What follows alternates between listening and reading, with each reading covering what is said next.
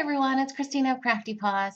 I thought I'd come on here and share with you guys a little bit about repeat stamping to create backgrounds like this. It's something that I had avoided for a long time because I tend to be very OCD, and I thought, trying to do a grid and having to clean my stamp each time so that I didn't get stray marks, all of that would be too complicated. But I've picked up a lot of tips and tricks along the way, so I thought I would come on here and share them with you. This is a little card that I made participating in an Instagram challenge. It's melanizing a character to make them look like a watermelon in color. And I use this Chubby Chums Paper Smooches stamp set. I use this little puppy here. All of these characters are so nice and round that I thought that they would be perfect to melanize. And I decided to do a background of those puppies, melanize one of them, and then just hand write out a sentiment, "You're one in a melon," because I love puns. So it's a very simple card, but let me go ahead and share with you guys some tips and tricks that I learned along the way. So the first thing is trying to figure out a design, and I'm going to do a different card using this little, I'm going to call him a shepherd or a collie, and I'm going to be melanizing it so that I can have a little punny sentiment, something like, don't be melancholy. And this little puppy from the greeting farm I thought would be perfect for that.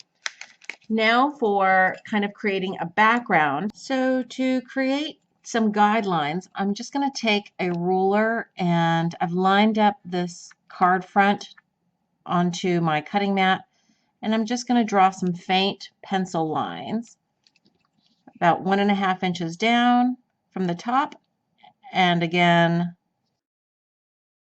1.5 inches down from that. And this at least will give me a fighting chance at stamping straight across. Now I'm going to be using my Stamp Perfect tool. It's just like the Misty. This is a slightly smaller version. Here's the Misty for comparison. And this does not come with any of the paper sheets, so I just cut one down. My first little tip for you is to just cut down any kind of scrap paper, 5.5 by 7 3/8, and that fits perfectly inside. And I do that so that I don't get ink on the stamping cushiony foamy part there. Another tip is that I put washi tape around my magnets here so that even if they kind of stick together, they kind of won't land on top of each other, or if they do, you can easily pull them apart. And I use some of my favorite puppy washi tape for that. My next tip for you is to use a piece of acetate. This is just some packaging from, I think it was replacement cutting plates for my Big Shot, and I put a piece of washi on one side so that I can tell what's the top and the bottom. And this will help me position my little stamp here and not worry about, if you try to position this on a piece of paper, it sticks to your fingers and whatnot. This makes it really easy. The stamping tool is much more sticky for the stamp. The lid here is much more sticky, so it will stick to that really well. Just going to take some Memento Tuxedo black ink this little guy up. This is the first time I'm using it, so the inking might not be perfect. Another reason to use a stamping tool like this. Yeah, it didn't come out perfectly clean, so I'm going to try that again. Much better. Another tip is to use a stamp chamois. This is a DIY stamp chamois. I learned about this from Crafting Lori, and it's actually an alternate. It's actually made from the absorber. These are those these are the chamois that you use to clean your car, and they're really resilient. They have kind of a rubbery feel, and they're much bigger. This is 27 inches by 17 inches, whereas the normal stamp chamois are about 5 by 8.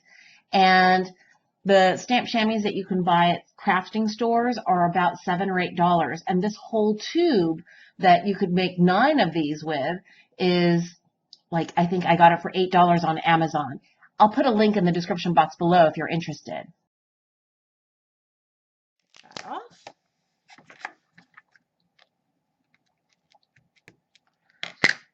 And this little acetate piece is also great just in case when I'm doing the placement of the stamp, if I didn't clean the stamp fully, it prevents me from getting the ink on my card front. So for example, even if I didn't clean that stamp off, I don't have to worry about it damaging my card front since I've placed it on the acetate. See, and I don't know if you can make it out, but there's a faint stamping on this acetate from the ink that's still left on the stamp, but it didn't make a mark on my card front at all.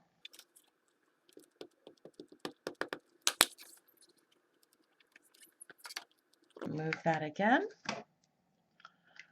This acetate trick is one that I learned from Therese, who is Lost in Paper. She's super talented. And really, this acetate trick is what gave me enough courage to attempt to create this background like this.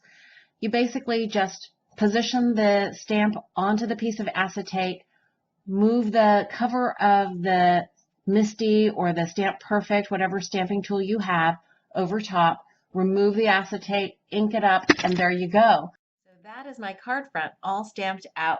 The next step is to simply erase those pencil lines and then get to melanizing. And I'm just going to go ahead and do some quick, really easy coloring. It's not going to be realistic at all because I'm basically just going to try and make this little collie look like a watermelon. First, I'm going to go with a dark green.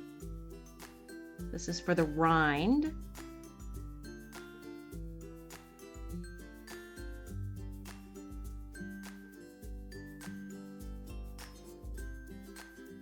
Go with a medium green.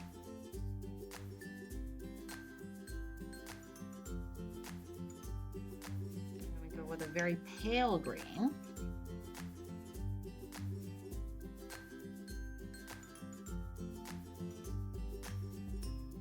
I might do some point-to-point coloring. That's just to bridge the gap a little bit there.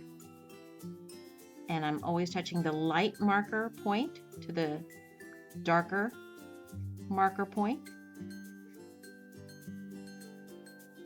I think that bridges that gap in color nicely. I'm going to do an even lighter green. Start going in the opposite direction to start putting in the pink of the watermelon. The lightest pink here is an R20 and I'm putting a light coat of that, and then the next color is R22, which is a little more intense. The next is an R24. Go ahead and do a little bit of that blending again, the tip to tip. Picking up a little bit of the dark ink with my lighter marker and blending it until the lighter marker color. The result. Okay. I think I'll do the same in the next little segment.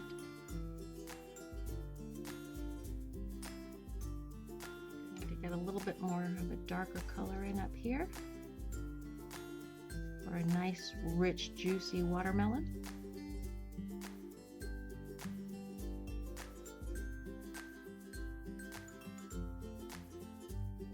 Black glaze pen for the nose so I can get a little bit of extra shine.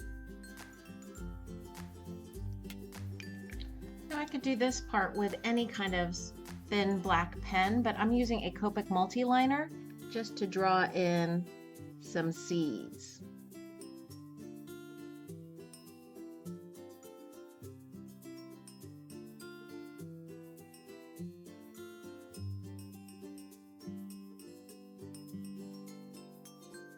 He's all melanized, and now I'm going to take just a little strip of black cardstock to write in a little punny sentiment. And I'm doing this with a Uniball Signo pen. And this is nothing fancy, I'm just trying to write clearly, don't be melancholy. I'm writing this out, and then I'm going to add little dots to each of the letters on the ends of the letters, just to kind of give them a little rounder feeling to go with the melanized pup. So I have a black card base, and I'm just going to use my ATG gun. I'm putting a lot of ATG tape on that because I've used some leftover fun foam, so I can pop up this card front just a little bit up off of the card base. And then for the sentiment, I have added some double-sided foam adhesive. And I'm going to place that just under this main pup here. So that's my finished card. I had a lot of fun melanizing and sharing with you guys some tips about repeat stamping to create a background. If you enjoyed this process video, please give it a thumbs up. Thanks so much for watching. I hope you guys are having a wonderful crafty day.